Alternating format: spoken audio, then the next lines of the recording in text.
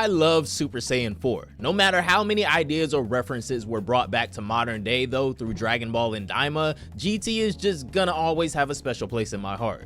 Dragon Ball GT introduced some of the coolest ideas we've had in the entire Dragon Ball series, even though it's become kind of cool, I guess, to hate on GT as a whole, because the entirety of the story was pretty weak.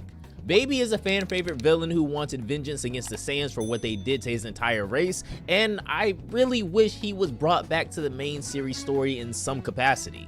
The Tuffle story was kinda redone in a way with the Granola the Survivor arc in the manga, but Baby is a one-of-a-kind villain and one of the most entertaining and unique villains we've ever seen in the series. The concept of the Shadow Dragons might be my favorite thing to come out of Dragon Ball GT, believe it or not, because an idea of this magnitude and this unique could easily be applied to the main timeline. It's just that versatile. With all of the different sets of Dragon Balls that have been created and used since GT ended, I'm surprised that this was never redone for the modern day Dragon Ball franchise to take advantage of, but I do kind of agree with GT in the fact that this avenue is much more of an in-game or end-of-series type situation, so maybe one day it could still happen. Toyotaro is capable of anything. And then there's Super Saiyan 4. Topic of this video and the most iconic thing to come out of Dragon Ball GT. So iconic, in fact, that it earned the right to be brought back in the modern day through Dragon Ball Daima, but even though I like Daima Super Saiyan 4 Goku, nothing quite compares to or can beat the original, especially with all of the thought and lore that went into Super Saiyan 4.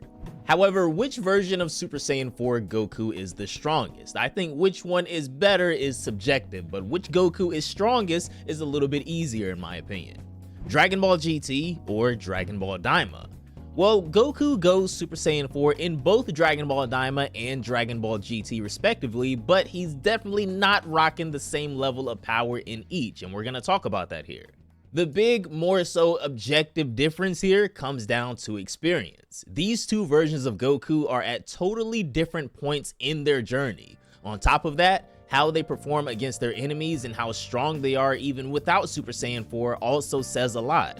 When you look at everything, how skilled they are, who they fight, and how they fight, it becomes clear that one of these Gokus is way closer in power to the Goku that we see in Dragon Ball Super, despite both of them using the same flashy transformation. At the beginning of Dragon Ball GT, Goku's strongest form is still Super Saiyan 3, much like in Dragon Ball Daima, which was confirmed in the last episode, since he said he had been working towards Super Saiyan 4 since the end of the fight with Majin Buu, but never had gone on to achieve it until the battle with Goma when Neva gave him a little bit of help. But since he gets turned into a kid right in episode 1 of GT, we never really get to see what his full power in that form looked like back then. That said, just because he's in a smaller, weaker body doesn't mean he's actually weaker. Kid Goku still manages to take out really powerful enemies like Legic, General Rildo, at least in his earlier forms, and even Super 17, all of whom are way stronger than Majin Buu ever was, no matter what version or what form you want to reference. And we can't forget, it is Kid Goku who delivers the final blow to Omega Shenron using the Universal Spirit Bomb, which is the strongest move in Dragon Ball GT. Goku really hits his peak in GT when he unlocks Super Saiyan 4. Not only does it temporarily give him his adult body back because it brings the Saiyan back to their peak, but it's also way more powerful than Super Saiyan 3 and a lot more efficient as well, since it doesn't drain his energy nearly as fast. In this form, Goku takes down some major threats like Golden Grade 8 Baby Vegeta and several of the Shadow Dragons. Still, Super Saiyan 4 isn't unbeatable in Dragon Ball GT or Daima. He still struggles a good bit and ends up getting completely outclassed by Omega Shenron, who is on a whole other level. By the time Goku's back to being an adult in Dragon Ball Daima, he's already got Super Saiyan 4 under his belt.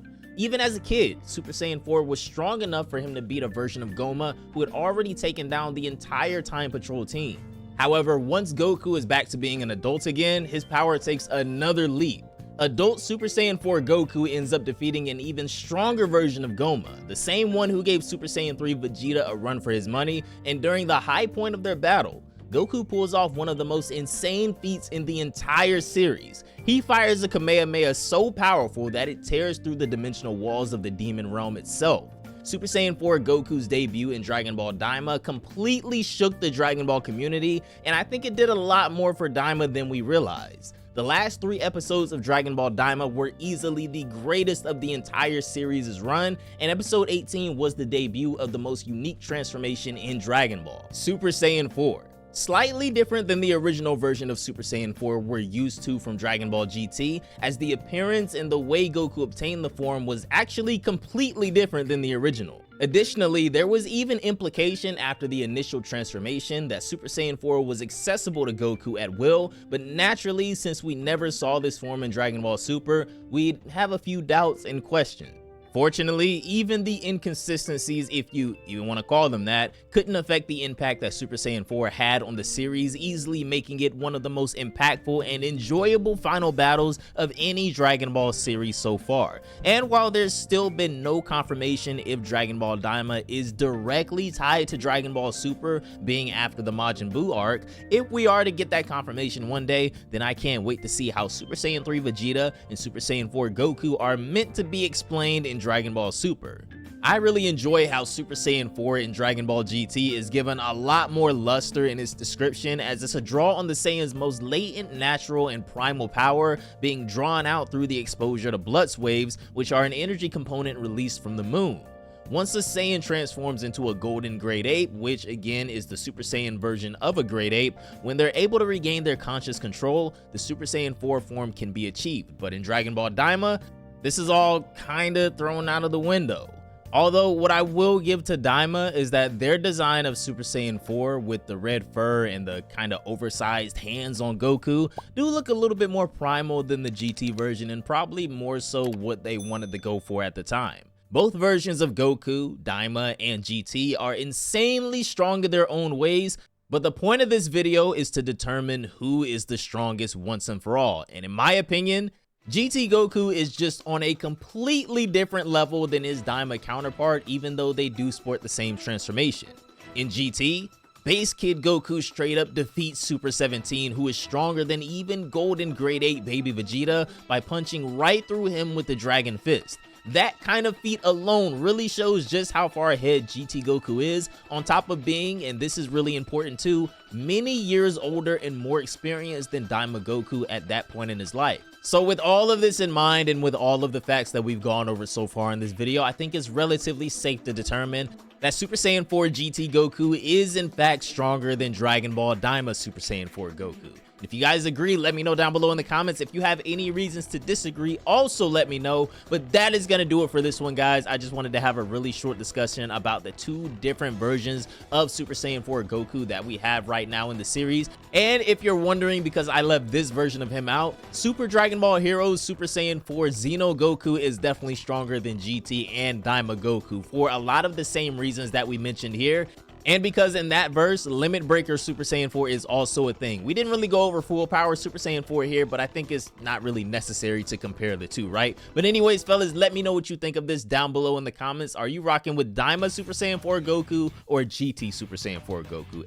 As I said in the beginning, GT is always going to have a special place in my heart, no matter how much hate it gets. But anyways, fellas, leave a like on the video if you did enjoy. Subscribe to the channel for more Dragon Ball content in the future.